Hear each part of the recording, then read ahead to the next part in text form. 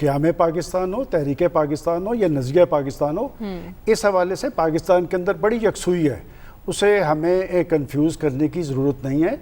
और वो जो 11 अगस्त की तकरीर कायद आज़म की, मैं समझता हूँ कि जब हम मैसाके मदीना की बात करते हैं तो सब कुछ उसमें मौजूद है। और अगर कायद आज़म की जितना मैंने पढ़ा है और जितना सुना है, आज तक उन्होंने कभी भी सेकुलर का लफ्ज़ इस्तेमाल नहीं किया। और कायद आज़म मोहम्मद अली जिन्ना ने ये एक स्ट्रगल के नतीजे में, जमहूरी स्ट्रगल के नतीजे में ये ममलकत वजूद में आई थी। और आपने कहा कि इसके तकाज़े क्या है, तकाज़े भी यही है कि हमें पाकिस्तान जिस बुनियाद पर वजूद में आया है उस मुल्क के अंदर जमहूरियत को स्ट्रॉन्ग करना चाहिए, जमहूरियत के हवाले से यकसुई होनी चाहिए। और वो शख्स जो ख़ुद को ये कहता था कि आइन और कानून की बालादस्ती और उन्होंने कायम करके दिखाई है। हमारे यहाँ हम कहते सारे हैं कि आइन और कानून की बालादस्ती, लेकिन पाकिस्तान के अंदर बहुत सारे तबकात हैं जो कानून से बालादस्त हैं, कि वो जो हम कहते हैं कि अमीर और गरीब में तफरीक है, यहाँ पर कानून जो बरूए कार लाया जाता है उनके खिलाफ आता है, जो बेचारे जिनके दस्तरस में कुछ नहीं है, जिनका असर रसूख कुछ नहीं है। और फिर कायद आज़म मोहम्मद अली जिन्ना ने जो रहनुमा असूल हमें दिए थे वो थे इत्तेहाद, तंजीम और यकीन महकम। लेकिन अगर अमलन हम देख लें तो किस हद तक हमारे अंदर इत्तेहाद है, किस हद तक तंजीम है, किस हद तक यकीन महकम है। पाकिस्तानी कौम, अगर ये जो आपने मोटरसाइकिलों की बात की और वो जो जोशो खरोश, ये एक कमिटमेंट है पाकिस्तान के हवाले से। हमारे वो जो खाते पीते तबकात है जो घरों के अंदर बैठकर सिर्फ टीवी को एंजॉय कर लेते हैं और बहुत सारी चीज़ें एंजॉय करते हैं, उन्हें इसकी कदर कीमत का नहीं पता। देखें ये कौन से तबके हैं ये जो सड़कों पे आते हैं, जो साइकिलों पे, अभी आज मैं नेट पे देख रहा था तो एक शख्स कूड़ा उठाने वाला लड़का जो है वो पाकिस्तानी परचम लेके जा रहा है। मैंने कहा इस शख्स को पाकिस्तान ने कुछ नहीं दिया, लेकिन उसका दिल पाकिस्तानी है। और पाकिस्तान के लिए कुर्बानियाँ देने वाले तबकात वही हैं जो नीचे वाले तबकात हैं, जो गरीब तबकात हैं। और ये फिर हम जब इसमें मैं अपनी फ़ौज की बात भी करूँगा कि बात यह कि हमारे जो सिक्योरिटी इदारे हैं इनमें भी ये कोई अमीर तबकों से लोग नहीं है जाते, ये मुतवस्सित तबकों के लोग हैं जो आज सरहदों पे खड़े पाक ज़मीन की हिफाजत करते नजर आते हैं। मेरा ख्याल है कि हमारे आज़ादी के सबसे भरपूर तकाजा ये है कि हमें वापस लौटना है। देखें उस वक्त हमें कौम बने थे, बिल्कुल, और कौम बनने के बाद हमें एक मुल्क मिला था। आज हमारे पास मुल्क मौजूद है, मुल्क को तरक्की की मनाज़िल पे ले जाने के लिए हमें फिर एक कौम बनने की ज़रूरत है। और कौम बनेंगे तो इंशाल्लाह सब कुछ दुरुस्त होगा। आज का पाकिस्तान, मैं हमेशा कहता हूँ, न्यूक्लियर पाकिस्तान है। पाकिस्तान ने तरक्की की है और ज़्यादा तरक्की जमहूरियत वार में हुई है। आप माने या ना माने, सियासतदान हमारा बड़ा बुरा है, लेकिन तरक्की जमहूरियत वार में हुई है। और मुल्क टूटा कब है? जब डिक्टेटरशिप है। हमारे हकायक बड़े तल्ख हैं, हम उन तल्ख हकायक की बात नहीं करते। और आज भी अगर हम वापस लौट चलें अगर हजरत इकबाल की तरफ और कायद आज़म की तरफ, तो सारे मामलात हमारे समझ सकते हैं। इसलिए कि उन्होंने ये मुमलिकत सरमायादारों, जागीरदारों, वडेरों और जिनकी बात की जा रही थी उनके लिए नहीं बनाया। ये बात दुरुस्त है। यहाँ पर चोर, डाकू, लुटेरे वो बड़े साहिब इख्तियार हैं, बड़े बड़े मनासिब पे बैठे हैं और वो एंजॉय करते हैं पाकिस्तान को। और जिन लोगों ने स्ट्रगल की पाकिस्तान के लिए, उनकी औलादें, ये नवाबजादा लियाकत अली खान के ख़ानदान का हाल आपने देखा कि क्या है?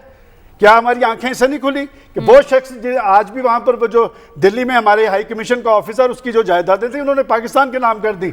लेकिन इस पाकिस्तान के सम्राट उन लोगों ने समेटे हैं जिन लोगों का दिल ना पाकिस्तानी है, ना उनकी जायदादें भी बाहर हैं, उनकी औलादें भी बाहर हैं और कोई उन्हें पूछने वाला नहीं है। और मैं तो उन लोगों को सलाम करता हूं जो आज सड़कों पे निकले हैं, वो पाकिस्तान से कमिटमेंट का इजहार कर रहे हैं और यही कमिटमेंट जो है ये पाकिस्तान को स्ट्रॉन्ग करेगी। ठीक है। और सलमान साहब ने बात की कौम को यकजा करने की। डॉक्टर साहब, कौम को सही मानों में यकजा करने की बात आती है तो लीडरशिप की तरफ देखा जाता है। क्या कायद आज़म जैसा लीडर दोबारा पाकिस्तान को नसीब होगा? आज की लीडरशिप क्यों उस लेवल तक नहीं पहुंच पा रही? लीडरशिप, देखिए पाकिस्तान में जो है लीडरशिप का एक डिक्लाइन हमें नज़र आता है, जो कि एक हैरानी की बात नहीं है, क्योंकि जितने भी ममालिक जिन्होंने सेकेंड वर्ल्ड वॉर के बाद आज़ादी हासिल की है, वो लीडरशिप जो तहरीक आज़ादी की लास्ट फेज़ में डेवलप होती है, जिसमें ऑनेस्टी है, फेयरनेस है, कमिटमेंट है, वो चीज़ें ग्रेजुअली हमने डिक्लाइन होती देखी हैं, ना सिर्फ पाकिस्तान के अंदर बल्कि दूसरी ममालिक के अंदर भी। خصوصاً جب جنریشن چینج ہو جاتی ہے تو بالکل جا کے پھر حالات جو ہیں وہ مختلف ہمیں نظر آتے ہیں۔ پاکستان کا جو قیام تھا وہ ایک ہوم لینڈ کانسیپٹ کے حساب سے تھا کہ مسلمانہ نے بر صغیر کے مستقبل کو بہتر کرنے کے لیے ان کے جو سویلائزیشنل تشخص ہے اس کی حفاظت کے لیے، ان کے مفادات کے تحفظ کے لیے، ان کے حقوق کے تحفظ کے لیے یہ ملک جو ہے وہ بنا تھا۔ اور شروع سے قائد اعظم نے ہمیشہ ریلیجس مائنورٹیز کے حقوق کی حفاظت کی بات کی ہے۔ اگر آپ 1940 کی قرارداد، جسے قرارداد پاکستان جو لاہور ہی میں منظور ہوئی تھی، اس کو اٹھا کے دیکھیں، اس میں بھی واضح طور پر یہ ایک کلوز موجود ہے کہ ہم ریلیجس مائنورٹیز کو آزادی دیں گے۔ لیکن بعد میں ہوتا یہ ہے کہ سیاسی مصلحتوں کی بنیاد پر جو ہے ہم نے بہت سی چیزیں ری ڈیفائن کی ہیں، لہٰذا قائد اعظم کس قسم کا پاکستان چاہتے تھے آج اس پہ بات کرنا اس لیے مشکل ہو جاتی ہے کہ مختلف مفادات جن کا تعلق حال کی سیاسی جنگ سے ہوتا ہے انہوں نے اپنی مرضی کا قائد اعظم کریٹ کیا ہے۔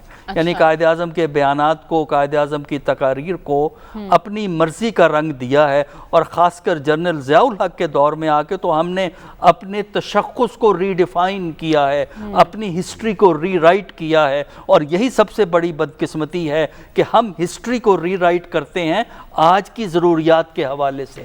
ہم ہسٹری کو نہیں لکھتے ان قربانیوں کی بنیاد پہ، ان محنت کشوں کی ہمت کی بنیاد پہ جس کی وجہ سے پاکستان بنا اور یہ ملک جو ہے ایک وجود میں آیا۔ آپ کو آج اللہ کا شکر ادا کرنا چاہیے کہ پاکستان بنا ہوا ہے۔ آپ ہندوستان میں مودی کی حکومت کے تحت مسلمانوں کے ساتھ جو سلوک ہے اس سے آپ اندازہ کر لیں کہ پاکستان کا قیام صحیح تھا، اور قائد اعظم کا ویژن تھا کہ مسلمانوں کا تحفظ ایک آزاد مملکت میں ہوگا۔ لیکن قائد اعظم کے ہاں جو اسلام کے ریفرنسز ملتے ہیں، بار بار ان کے ہاں ریفرنسز ملتے ہیں، وہاں وہ انفلوئنس تھے اسلام کی سوشل جسٹس سے، اسلام کی ایکویلٹی سے، اسلام میں فیئر پلے پہ جو ایمفسس ہے، اسلام میں ٹالرنس پہ جو ایمفسس ہے، اس سے وہ مروب تھے، اور اسی قسم کا پاکستان وہ چاہتے تھے۔ لیکن بدقسمتی سے یہ چیزیں جو کہ اسلام کا بنیادی تشخص ہیں، جو کہ پاکستان کا بھی بنیادی تشخص ہیں، ان کا ہمیں بڑی حد تک فقدان نظر آتا ہے۔ یہ ذمہ داری صرف حکمرانوں پر عائد ہوتی ہے یا بطور قوم ہر فرد کی ذمہ داری ہے؟ دیکھیے بنیادی طور پر تو حکمرانوں پہ آتی ہے۔ وجہ یہ ہے کہ جو سینس آف ڈائریکشن دینی ہوتی ہے وہ اندر سے ہوتی ہے، جو ملک کی ترجیحات کا فیصلہ ہوتا ہے وہ حکمران کرتے ہیں، حاکم وقت کرتا ہے،